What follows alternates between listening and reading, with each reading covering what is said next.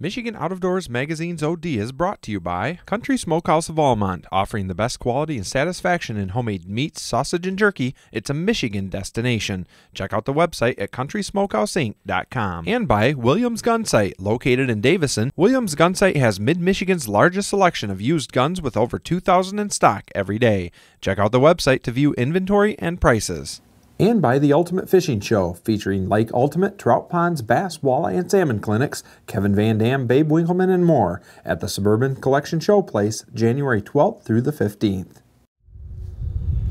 One of the things I've been thinking about a lot lately while I've been up in the tree stand this year is next year, my 7-year-old son, who will be 8 at the time, Drake, will be able to hunt.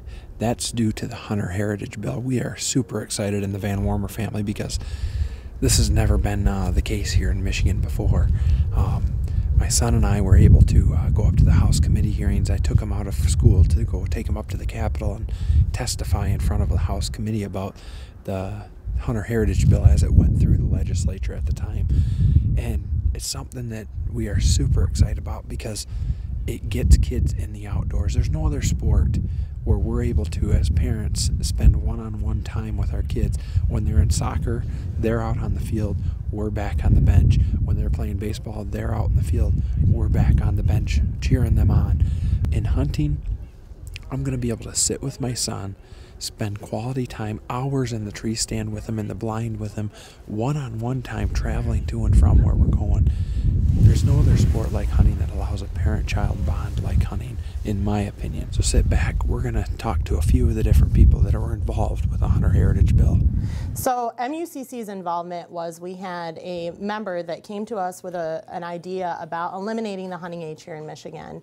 And when our members present something to us, we then take it to our state meeting, and it's presented to our committee as a whole.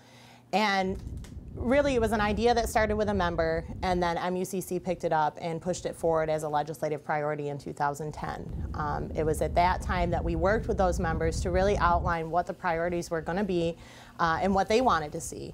So as an organization, we really made it a priority for us to hear the voices of our members and then take it forward in an action item. The bill itself went through this session, and given the package deal for folks under 10 years old, small game, fur harvesting, fishing, deer tags, and turkey tags.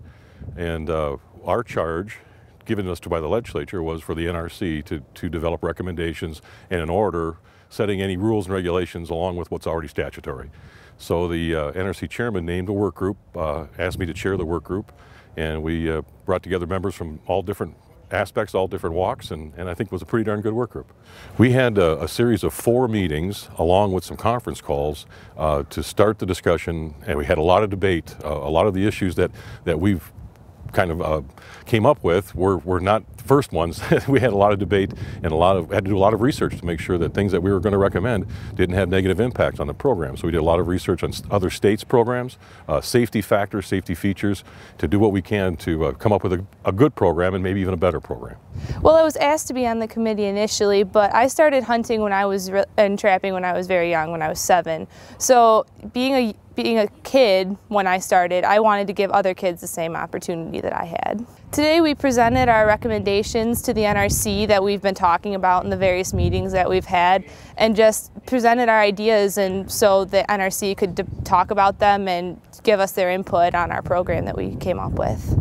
So what were some of the recommendations you guys came up with? Well, mainly limiting the hunting devices to 2, not limiting the number of mentees, so that if there was a father, grandfather, grandmother, whatever mother could take a number of children out, but limiting the devices to 2, and making sure that anyone using those devices had to be within arm's length of that mentor, so they had full control of that mentor.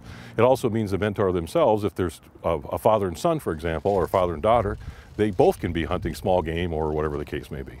Now an order will be prepared incorporating all of the recommendations we put together from the work group for the NRC themselves to consider. It will be presented in January as a informational order for action in February. So there's plenty of opportunity for folks to comment on it, for the order to be amended if need be, prior to any action taking place in February. But we should be set for the spring turkey season for the mentored youth.